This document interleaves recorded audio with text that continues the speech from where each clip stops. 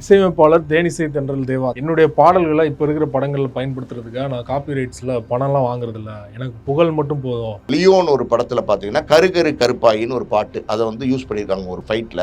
Mass audience உள்ள ஒரு நடிகருடைய படத்தில் அந்த பாட்டை பயன்படுத்துகிறாங்க. இப்போ இருக்கிற 2K கிட்ஸ் நான் சொல்கிறது முந்தி இருந்தவங்களுக்கு எல்லாமே தெரியும், இப்போ இருக்கிறவங்களுக்கு எதுவுமே தெரியல. புதுசாக அவங்க என்ன பார்க்குறாங்கன்னா அனிருத்தை மட்டும்தான் பார்க்குறாங்க. ஏஆர் ரஹ்மானை கூட இப்போ வந்து ரொம்ப பார்க்குறது இல்லை அவங்க. புரியுது அவங்களுக்கு வந்து இது என்ன பாட்டு சூப்பராக இருக்கே, இது சூப்பராக இருக்கே அப்படின்னு போய் கூகுளில் அதில் சர்ச் பண்ணும்போது தேவான ஒரு இசையமைப்பாளர் வந்து இப்போ அடையாளப்படுத்தப்படுகிறார். அவங்களுக்குலாம் தெரிய வருது.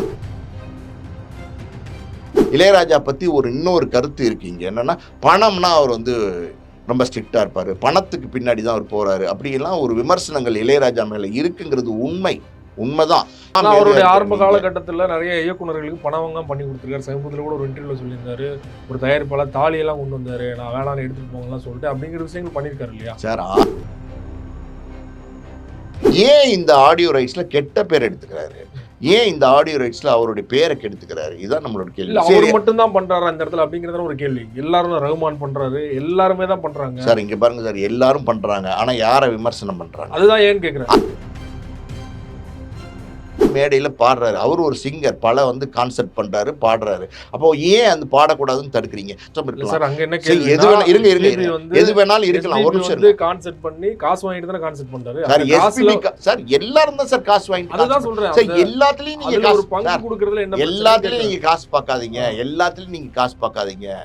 நான் சொல்றேன் என்னன்னா, ஃப்ரீயாவா பண்ணாரு. வாதத்துக்கு போனீங்கன்னா யாருமே எதுவுமே ஃப்ரீயா பண்ண மாட்டாங்க. புரியுதா உங்களுக்கு? மாத்தும் போதுதான் அந்த இடத்துல நான் சொல்ற வாதம். இது போன்ற எக்ஸ்க்ளூசிவான வீடியோக்களை தொடர்ந்து காண மீடியா சர்க்கிள் சேனலை சப்ஸ்கிரைப் பண்ணுங்க.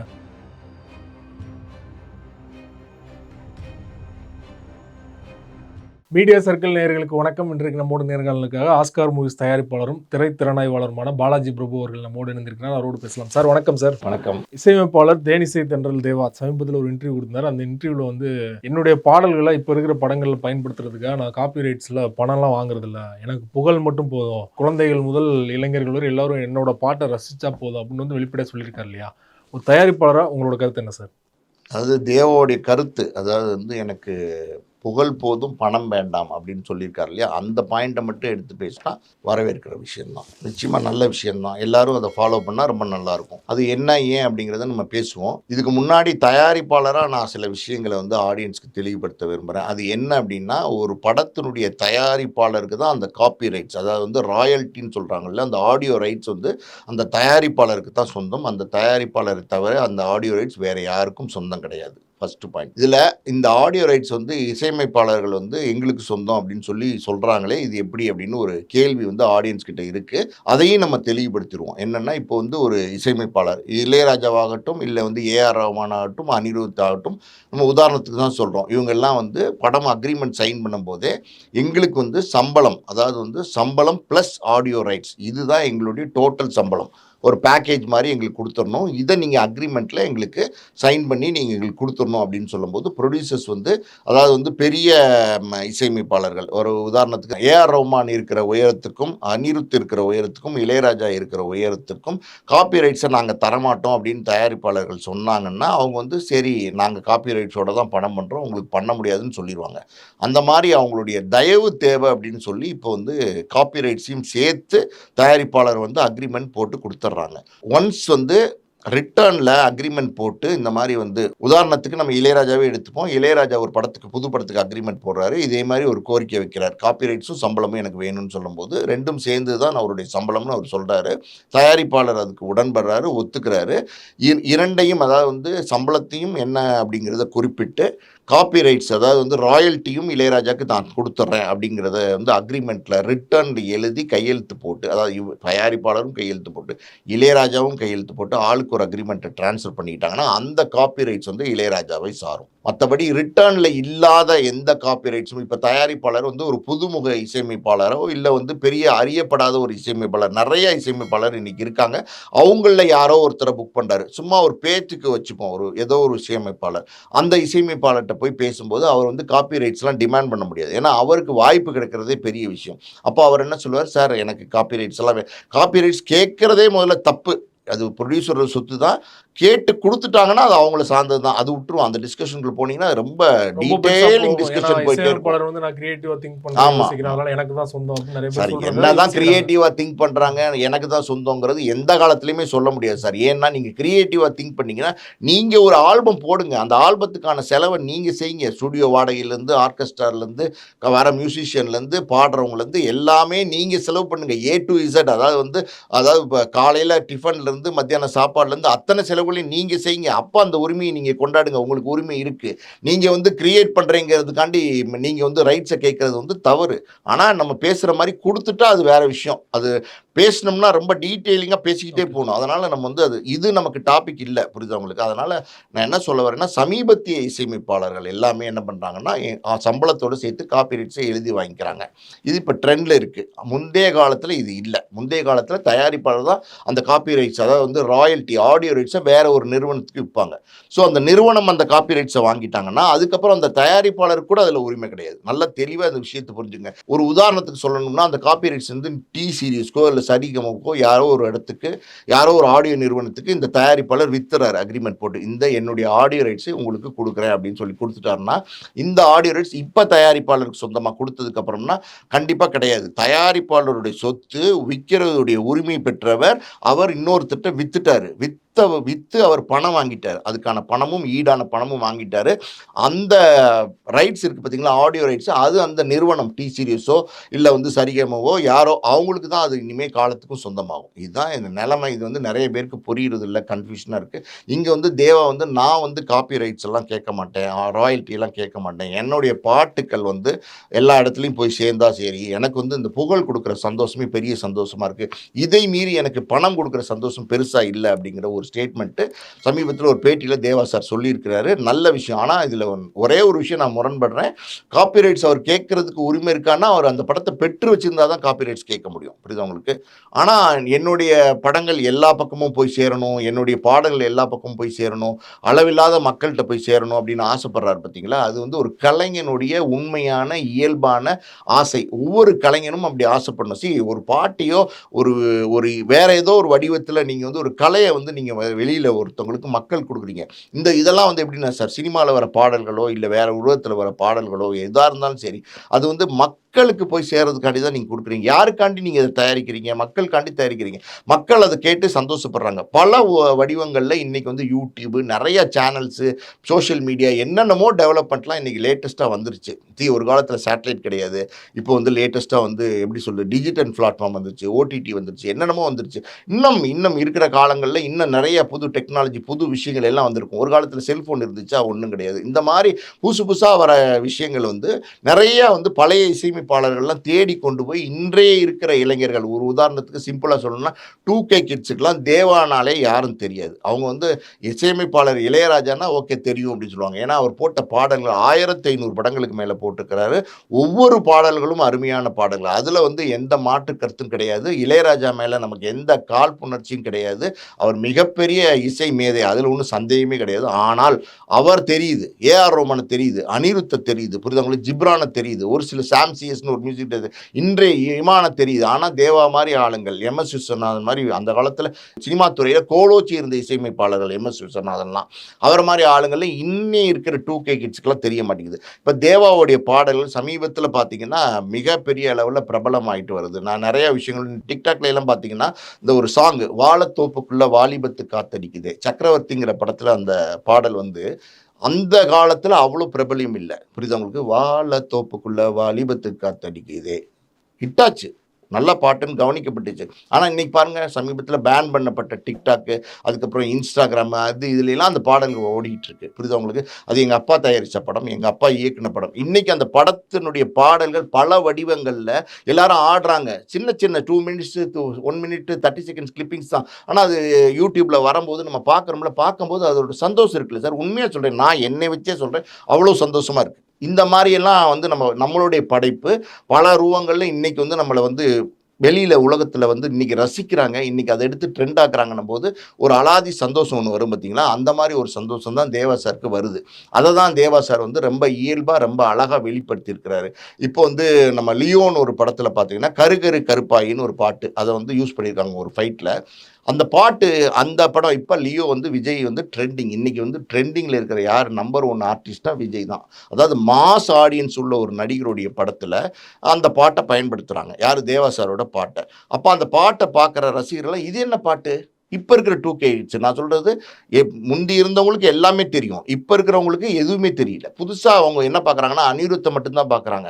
ஏஆர் ரஹ்மானை கூட இப்போ வந்து ரொம்ப பார்க்குறது இல்லை அவங்க, புரியுது அவங்களுக்கு. அவங்களுக்கு வந்து இது என்ன பாட்டு சூப்பராக இருக்கே, இது சூப்பராக இருக்கே அப்படின்னு போய் கூகுளில் அதில் சர்ச் பண்ணும்போது தேவான ஒரு இசையமைப்பாளர் வந்து இப்போ அடையாளப்படுத்தப்படுகிறார். அவங்களுக்கெல்லாம் தெரிய வருது, இப்படி ஒருத்தர் போட்டிருக்காரா பாட்டு அப்படிங்கிறாங்க. இப்போ மார்க் ஆண்டியில் பார்த்தீங்கன்னா பஞ்சு முட்டாய் சேலை கட்டி அப்படின்ற பாட்டும், அதே மாதிரி அதே பாட்டை வந்து வாழைங்கிற படத்தில் வந்து கரெக்டான சிச்சுவேஷன் சீக்வன்சஸில் யூஸ் பண்ணியிருப்பாங்க, பஞ்சு முட்டாய் சேலை கட்டிங்கிற பாட்டை.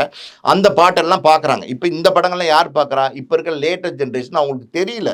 இந்த இதெல்லாம் யாரு போட்ட பாட்டு, இந்த பாட்டுலாம் என்ன பயங்கரமா இருக்கு, சூப்பரா இருக்கு, என்ன இவ்வளோ இன்ட்ரெஸ்டிங்கா இருக்கு அப்படின்னு சொல்லி சர்ச் பண்றாங்க. ஏன்னா இந்த ட்ரெண்டுக்கு கூட அப்படி பாடல்கள் போட முடியாது. அந்த மாதிரி சில பாடல்கள் சில இசையமைப்பாளர்கள் போட்டிருப்பாங்க, அவங்கள மீறி அவங்களுக்கே தெரியாம சில விஷயங்கள் வெளியில வரும். அந்த மாதிரியான ஒரு விஷயத்தை வந்து அவங்களாலே ரீப்ரொடியூஸ் பண்ண முடியாது. அந்த மாதிரி ஒரு பாட்டு தான் அந்த பஞ்சு முட்டாய் சேலை கட்டி பாட்டெல்லாம். இதெல்லாம் பார்க்கும்போது தேவா வந்து அறியப்படுறார். இப்போ நிறைய வந்து கான்செப்ட் பண்றாரு, நிறைய இடங்கள் உலக நாடுகளில் போறாரு. இப்போ நடுவில் வந்து தேவா வந்து 2000 அந்த குஷி இந்த படங்கள்லாம் வந்துச்சு பார்த்தீங்களா, அந்த படங்கள் எல்லாம் வந்ததுக்கு, வாலி குஷி எல்லாம் வந்ததுக்கப்புறம் ஒரு தொய்வு அது இயற்கையாக ஏற்படும் எல்லாருக்குமே. வேற வேற புது மியூசிக் டைரக்டர்ஸ் வரும்போது தேவாவுக்கும் ஒரு தொய்வு இருந்துச்சு. இப்போ 2010லேருந்து 2020 வரைக்கும் பெருசாக அவருக்கு வந்து எந்த ப்ராஜெக்ட்டுமே இல்லை. ஆமாம், உண்மை. ஏன்னா அந்த தொய்வு வந்து எல்லாருக்குமே இருக்கும். இப்போ இளையராஜா சாரே எடுத்துக்கிட்டிங்கன்னா கூட 80களில் கோலோச்சி இருந்தார் சினிமா துறையில், இப்போ அப்படியா இருக்காரு. அப்போ அது ஒரு தொய்வு தானே. அப்போ இது எல்லாருக்குமே பொருந்தும், புரியுது அவங்களுக்கு. காலம் மாற்றம், வயது, அந்த இன்னைக்கு லேட்டஸ்ட் ஜென்ரேஷனுடைய மாற்றம், அவங்களுக்கு என்ன பிடிக்குங்கிறது இவங்களால போட முடியாது, போட முயற்சி செய்வாங்க ஆனால் போட முடியாது. இந்த மாதிரி பல விஷயங்களில் வந்து ஒரு சர்க்கிள், அந்த சர்க்கிள் மாறும்போது இவங்கெல்லாம் ஃபேட் அவுட் ஆவாங்க. 400 படங்கள் தான் தேவா போட்டிருக்காரு, 1500 படங்கள் இளையராஜா போட்டிருக்காரு, புரியுதுங்களா. அந்த சந்தோஷத்தின் வெளிப்பாடில் தான் வந்து தேவா சார் வந்து ரொம்ப இயல்பாக எக்ஸ்பிரஸ் பண்ணியிருக்காரு. அதாவது வந்து எனக்கு வந்து பணத்தை விட, அவர் சொல்கிறது நல்லா கவனிச்சுங்க, பணத்தை விட எனக்கு இந்த புகழ் வந்து சந்தோஷத்தை தருது. இன்றைக்கி இருக்கிற இளைஞர்கள், குழந்தைகள், இன்றைக்கி இருக்கிற மக்கள், இன்றைக்கி இருக்கிற ஜென்ரேஷனை அவர் சொல்ல வர்றாரு. 2K கிட்ஸுங்கிறத வேறு விதமாக சொல்கிறார். குழந்தைகள் வந்து என்னுடைய பாடல்கள் ரசிக்கிறாங்க, தேவான்னு ஒரு மியூசிக் டைரக்டர் இருக்காங்கிறது அடையாளப்படுத்துகிறாங்க, என்ன கொண்டாடுறாங்க, மறுபடியும் நான் கான்சர்ட்லாம் பண்ணுறேன், மறுபடியும் நான் பாப்புலராக இருக்கேன் அப்படிங்கிறதெல்லாம் எனக்கு சந்தோஷமாக இருக்குது அப்படிங்கிறார். ஏன்னா அவர் பணம் சம்பாரிச்சிட்டார், அவர் புகழும் சம்பாரிச்சிட்டார், புரியுது அவங்களுக்கு. இங்கே முரண்படுறது என்னன்னா இளையராஜா தான். இளையராஜா என்னன்னா 1500 படங்களுக்கு மேலே பாடல்கள் போட்டார். மிகப்பெரிய ஒரு இசைஞானி, தமிழ் திரையுலகில் மட்டுமில்லை இந்தியாவுக்கே பெருமை சேர்க்கக்கூடிய ஒரு இசையமைப்பாளர். அதில் எந்த மாற்று கருத்துமே யாராலையுமே சொல்ல முடியாது.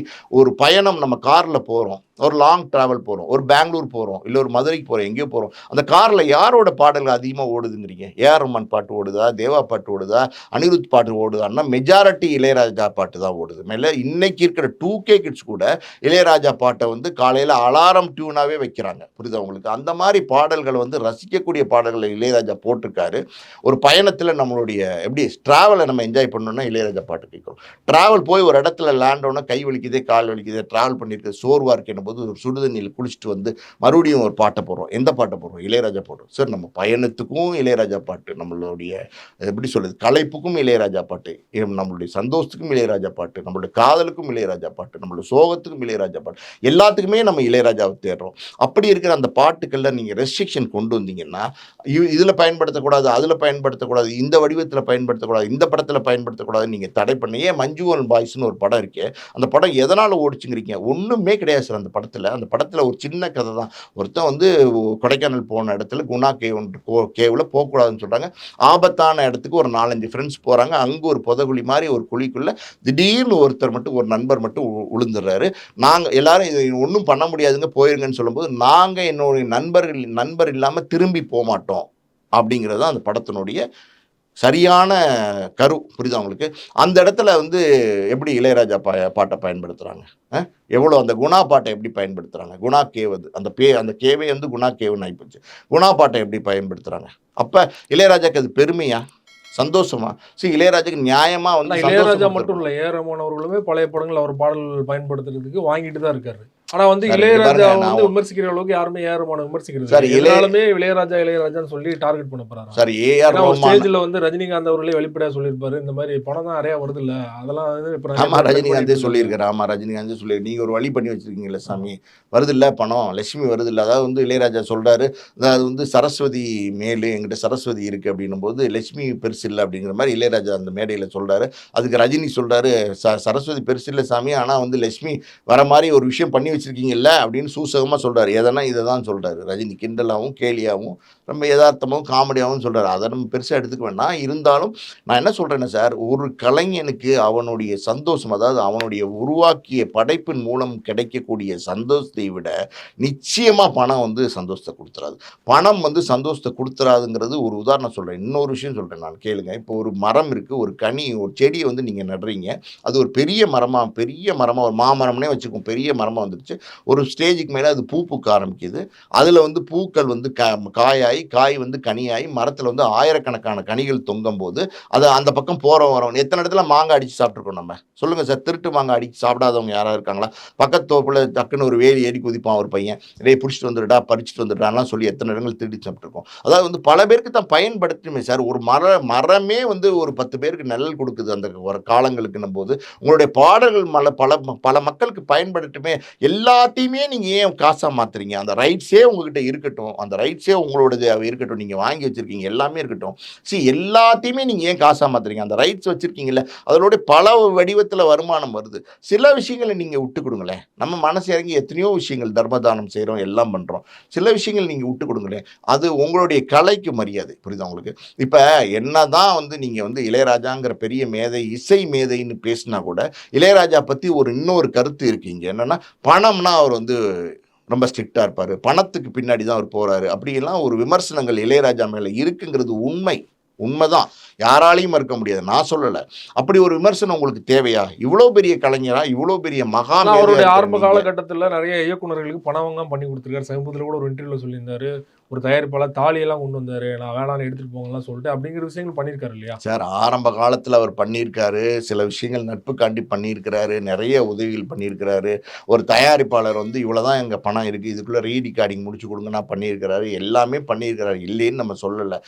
அந்த அந்த வயசுலயே, ஆரம்ப கால வயசுலயே அவருக்கு சின்ன வயசா இருக்கும்போதே, இவ்ளோ மெச்சூரிட்டியா சில விஷயங்கள செஞ்சிருக்கிற இளையராஜா, ஏன் இந்த ஆடியோ ரைட்ஸ்ல கெட்ட பேர் எடுத்துக்கிறாரு? ம். ஏன் இந்த ஆடியோ ரைட்ஸ்ல அவருடைய பேர கெடுத்துக்கிறாரு? இதுதான் நம்மளோட இல்ல கேள்வி. அவரு சரி மட்டும் தான் பண்றாரா இந்த இடத்துல அப்படிங்கிறது ஒரு கேள்வி. எல்லாரும் தான் ரகுமான் பண்றாரு. எல்லாருமே தான் பண்றாங்க. சார், இங்க பாருங்க சார். எல்லாரும் பண்றாங்க. ஆனா யார விமர்சனம் பண்றாங்க? அதுதான் ஏன்னு கேட்கிறேன். அதுதான். நீங்க வந்து அதுல வந்து ஸ்டிக் ஆன் பண்றீங்க. அதாவது ம். வந்து நீங்க வந்து ஒரு இடத்துல வந்து ரொம்ப ரிஜிடா ஸ்டிக் ஆன் பண்றீங்க. எனக்கு நீ குடுக்கணும், குடுத்து தான் ஆகணும் அப்படின்னு நீங்க பிடிவாதம் பிடிக்கிறீங்க. அந்த பிடிவாதம் பிடிக்கும்போது அது வெளியில தெரிய ம். ஆரம்பிக்குது. இப்ப ரகுமானோ மத்தவங்கலாம் எப்படின்னா, கொஞ்சம் லெஜிட்டிமேட்டா அத டீல் பண்றாங்க. மத்த மியூசிக் டைரக்டர்ஸும் இன்னைக்கு வந்து ரைட்ஸ் நெறைய பேர் இப்ப அனிருத் கூட வாங்கிக்கிறாரு.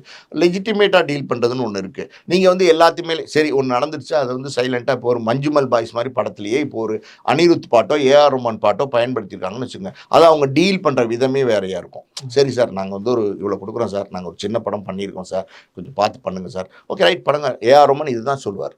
புரியுதா உங்களுக்கு? பரவால்ல சார், ஒண்ணும் பிரச்சனை இல்ல. குடுங்க சார், குடுங்க. ஓகே அப்படின்னு சொல்லிட்டு டீல முடிச்சாரு. ஆனா இளையராஜா என்ன செய்றாரு? எனக்கு இவ்வளோ வேணும். நீங்க என்னைய கேட்காமயே பயன்படுத்திட்டீங்கல்ல. எனக்கு இதுக்கு மேல குடுங்க. சரி ஏன்? ஏன் உங்ககிட்ட பணம் இல்லையா? காசு இல்லையா? புகழ் இல்லையா? என்னதான் உங்களுக்கு இல்ல? எல்லாமே இருக்கே. இறைவன் உங்களுக்கு கோடிக்கணக்குல எல்லாத்தையும் கொட்டிட்டானே. பணத்த மட்டும் நான் குறிப்பிடல. எல்லா செல்வங்களையும் உங்களுக்கு கொட்டிட்டானே. எல்லா மாரியான மெச்சூரிட்டிக்கு நீங்க வந்துட்டீங்களே. இப்ப 80 வயத கடந்த ஒரு மூத்த இசையமைப்பாளரா இருக்கிறீங்களே. நீங்க வந்து உங்களுடைய வாழ்க்கையே எளிமையா நடத்துறீங்க. நீங்க உங்களோட உடைய எளிமையா காட்டிக்கிறீங்க. எல்லாமே காட்டிக்கிறீங்க. ஆனாலும் உங்க மேல ஒரு விமர்சனம் இருக்கு. அது என்ன அப்டின்னா, இளையராஜானா பணம்னா விட்டுக் குடுக்க மாட்டாரு. ராயல்டிக்கு போராடுவாரு. ராயல்டிக்கு யாரா இருந்தாலும் விட்டுக் குடுக்க மாட்டாரு. இந்த கெட்ட பேர் உங்களுக்கு எதுக்குன்றேன் நானு. சி நீங்க முதல்லயே ஆரம்பம் நெறைய பேர் தயாரிப்பாளருக்கு உதவி செஞ்சீங்க, இயக்குனருக்கு உதவி செஞ்சீங்க, அருமையான பாடல்கள போட்டு குடுத்துருக்கீங்க. 1500 படம். 1500 படத்துல ஒரு பாட்டத்துல 5 பாட்டுன்னு வச்சா கூட எத்தனை 1000 பாட்டுகள் அதெல்லாம் போட்டு குடுத்துருக்கீங்க. எஸ்பிபி ஒரு மேடையில பாடுறாரு. மேடையில பாடக்கூடாதுங்கிறீங்க. இதெல்லாம் தான் நீங்க கேட்டீங்கல்ல, இப்ப ஏன் இளையராஜா மட்டும் டார்கெட் பண்றாங்கன்னு. எஸ்பிபி இளையராஜா பாட்டுல மேடையில பாடிட்டு இருந்தாரு. இப்ப அவர் மறைஞ்சுட்டாரு எஸ்பிபி. பாடிட்டு இருக்கும்போது இளையராஜா அதுக்கும் தடை செய்றாரு. பாடக்கூடாது என்னுடைய பாடல்கள். எஸ்பிபி எப்படிப்பட்ட எப்படிப்பட்ட நண்பர் இளையராஜாக்குன்னா, ஆரம்ப காலத்திலிருந்து சின்ன 20-22 வயசுலேருந்து ஒன்றா ஒரே மாதிரி ட்ராவல் பண்ணி ஒன்றா அவர் பாட வாய்ப்பு கேட்டு தெரிஞ்சதுலேருந்து இவர் இசையமைப்பு வாய்ப்பு கேட்டு தெரிஞ்சு வாடா போடான்னு அன்பா பரிமாறிக்கிட்டு ஒன்றா சாப்பிட்டு வச்சு இருக்கிறத ஒன்றா பகிர்ந்துக்கிட்டு சாப்பிட்டுக்கூடிய ஒரு நண்பர்களாக இருந்திருக்கிறாங்க. எஸ்பிபி, பாரதி ராஜா, இளையராஜா சார் எல்லாருமே அப்படி இருந்திருக்கிறாங்க. புரியுதா உங்களுக்கு? அப்படி இருக்கும்போது அந்த நண்பன் உங்களுடைய பாடல்களை உரிமையோட மேடையில் பாடுறாரு. அவர் ஒரு சிங்கர், பல கான்சர்ட் பண்ணுறாரு, பாடுறாரு. அப்போ ஏன் அந்த பாடக்கூடாதுன்னு தடுக்கிறீங்க? அப்போ பாடக்கூடாதுன்னு நீங்கள் தடுக்கும்போது அவர் சில நாள்கள் அந்த பாடல்களை பாட நிறுத்திட்டார். உங்களுக்குள்ள பகை இருக்கலாம், உங்களுக்குள்ள மன வருத்தம் இருக்கலாம், கஷ்டம் இல்ல இருக்கலாம். சார், அங்க என்ன சரி, எது கேள்வினா, வேணா இருங்க இருங்க எஸ்பிபி இருங்க. வந்து எது வேணாலும் இருக்கலாம். ஒரு எஸ்பிபி நிமிஷம் வந்து இருங்க. கான்செர்ட் பண்ணி காசு வாங்கிட்டு தானே கான்செர்ட் பண்றாரு. சார் அந்த காசுல எஸ்பிபி சார் எல்லாரும் தான் சார் காசு வாங்கிட்டு அதுதான் காசு சொல்றேன். சார் அந்த எல்லாத்துலயும் நீங்க அதுல ஒரு காசு பங்கு சார் கொடுக்கறதுல என்ன பிரச்சனைன்னு எல்லாத்துலயும் கேக்குறேன். நீங்க காசு பார்க்காதீங்க. எல்லாத்துலயும் நீங்க காசு பார்க்காதீங்க. நான் இல்ல, சொல்றது என்னன்னா, எஸ்பிபி ஃப்ரீயாவா பண்ணாரு. இந்த வாதத்துக்கு போனீங்கன்னா யாருமே எதுவுமே ஃப்ரீயா பண்ண மாட்டாங்க. புரியுதா உங்களுக்கு? அதுதான் எல்லா இவர் வந்து நான் சொல் பணமா மாத்தும் போதுதான் அந்த இடத்துல நான் இவருக்கு சொல்ற ஒரு வாதம் பணத்தை கேக்குறாரு. சார், நான் சொல்ற வாதம் என்னன்னா, எல்லாமே நீங்க காசாக்க பார்க்காதீங்க. எல்லாத்தையுமே நீங்க காசா டோன்ட் மேக் எவ்ரிதிங் அஸ் மணி. புரியுதா உங்களுக்கு? நீங்க நினைச்சா எத்தனை வேணாலும் காசாக்கலாம். உங்களுக்கு அந்த காசு இல்லைன்னா பரவாயில்ல. அந்த காசு அதுக்கு அளவுக்கு மிஞ்சின காசு, பணம், புகழ் எல்லாத்தையும் இறைவன் உங்களுக்கு கொடுத்துட்டான். நீங்க சரி இவ்வளவு காசாக்குற நீங்க உங்களுடைய உடைகளை ஏன் நீங்க இவ்வளவு எளிமையா வச்சிருக்கீங்க?